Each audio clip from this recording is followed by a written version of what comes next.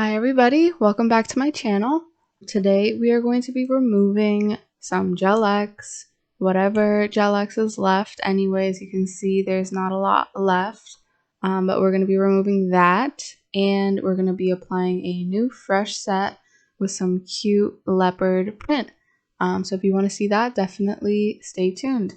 Now, before I start explaining all of my process and everything, if you want to follow my Instagrams, I have two. Those will be popping up right now. I also have all the products that I use in this video listed below. Most of them are from Amazon, so super easy for you to go and grab them. If you come up with any questions while you're watching this video that I don't answer, please leave your questions in the comments below, because I would love to in the future answer some common or frequently asked questions throughout these videos, just so I have like something more to talk to you guys about. So let's get started with this video. So as you can see, this set is very overgrown. This set is 6 weeks old. So she's missing quite a few of them. They are very grown out, and she did cut them shorter because they were getting too long for her. So this was more of an easier removal process than it usually is. But my process is basically the same as always, although I did get a new drill bit for this client. This drill bit, I got it from Amazon. This drill bit specifically is extra coarse. I think the one I was using before was just coarse. This one, the divots in it are much deeper. I haven't been using it long enough to really know if it shortens the process. I feel like I'm still getting used to it. But if I do end up recommending it to you, well, the link is in the description regardless if you guys want to try it out. But for this set, I do what I usually do. I thin out the Gel-X as much as I possibly can before I put the acetone on. And then when I do that, I take a little piece of cotton and I soak it in acetone and I put the nail clips on it.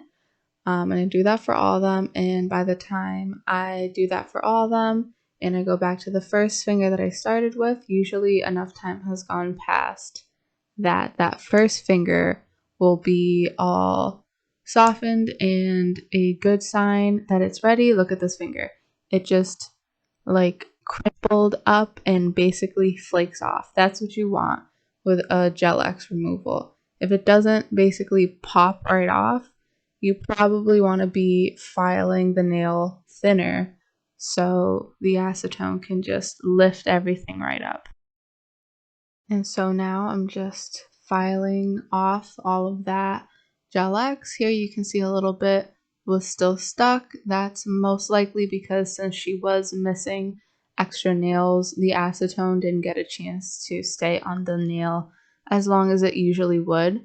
And that's fine because the Gel-X, even when it doesn't flick off, as long as it's been in contact with acetone for a good amount of time, usually it'll file off pretty easily. As you can see here, it's still filing off pretty quickly.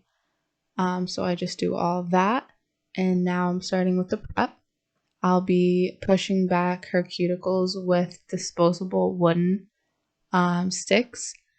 I like to use the wooden ones just because they're disposable, so it skips another step of like having to disinfect and worry about all of that.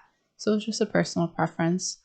And now I'm going in with a buffer bit to remove any lifting marks left by the previous Gel-X, and I'm also just softly roughing up the nail plate so all the gel product has something to grab onto. You don't want to be doing this too aggressively. You also don't want to use a sanding bit that is too rough.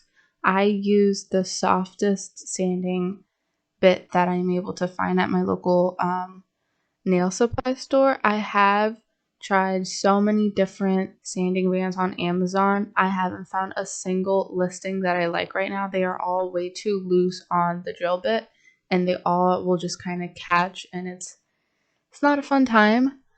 So I'm still driving half an hour to go get these drill bits, but yeah, so I believe they are 220 grit. And so before you saw me put on the primer, that was the Gel-X Pro Bond. That has been my holy grail.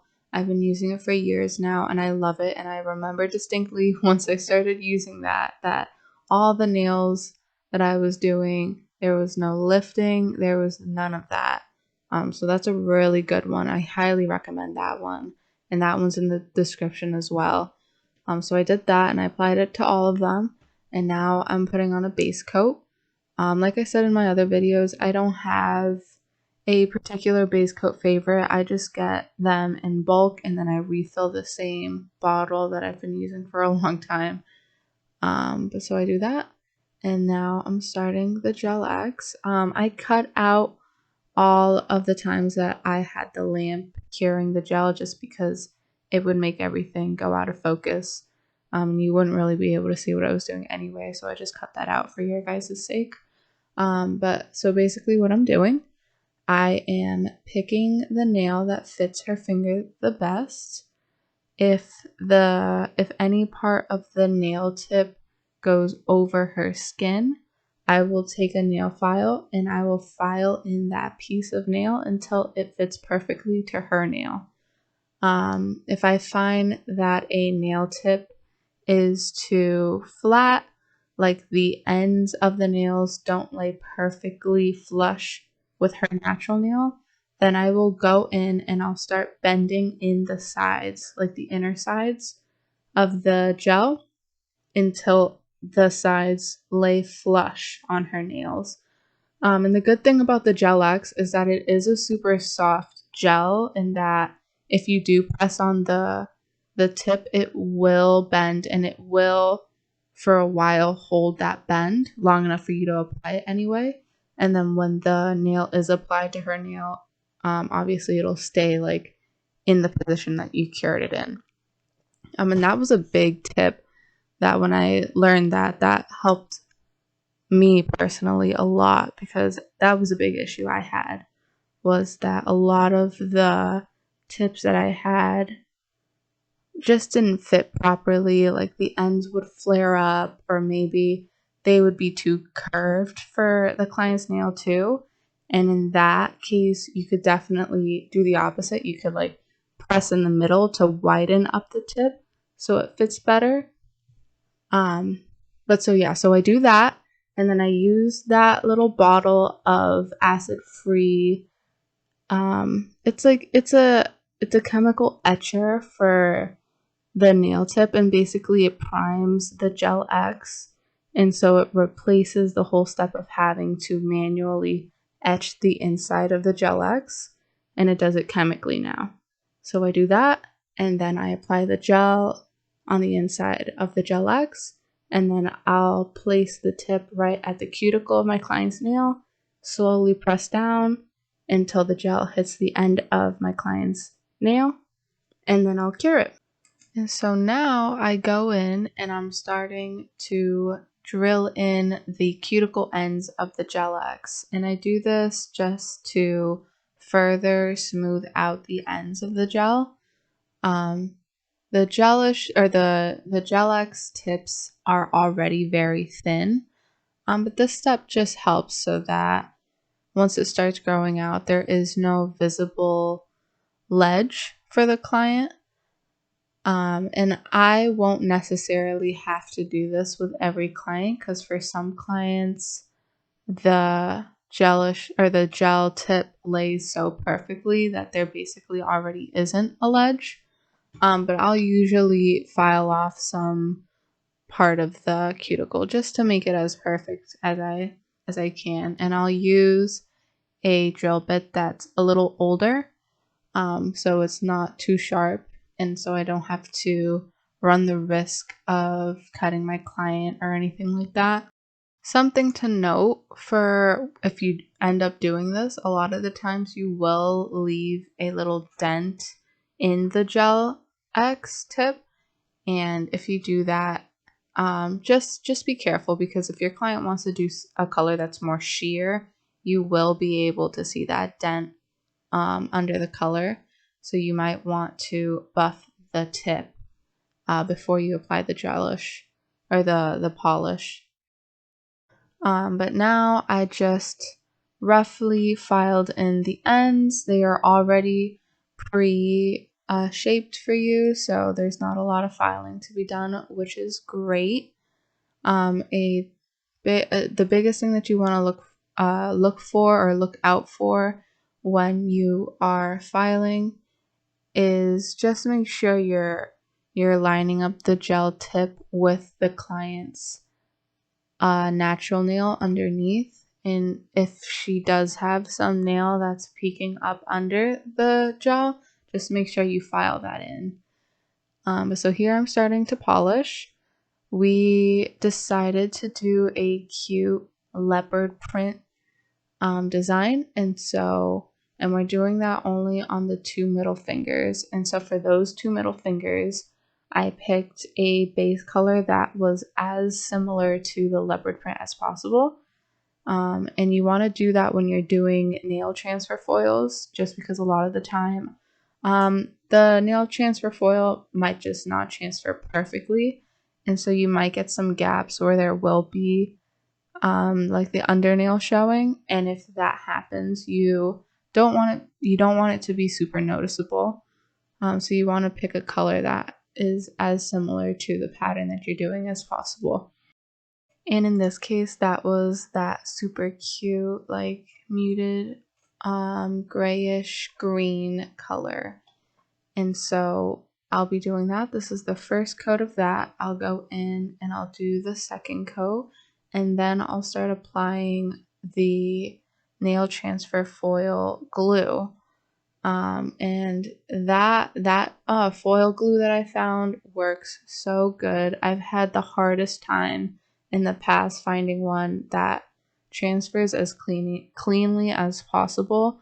A lot of the ones that I was trying out on Amazon just were not good, and for the longest time I thought that nail transfers were just not going to be something that I can do, because I just could not find anything. But I finally was able to find one on Amazon that works honestly so perfectly, and you'll be able to see that soon. But I have that below, and it's the Macart nail transfer foil. That brand is very popular on Amazon, and they do like really good things for really inexpensive prices.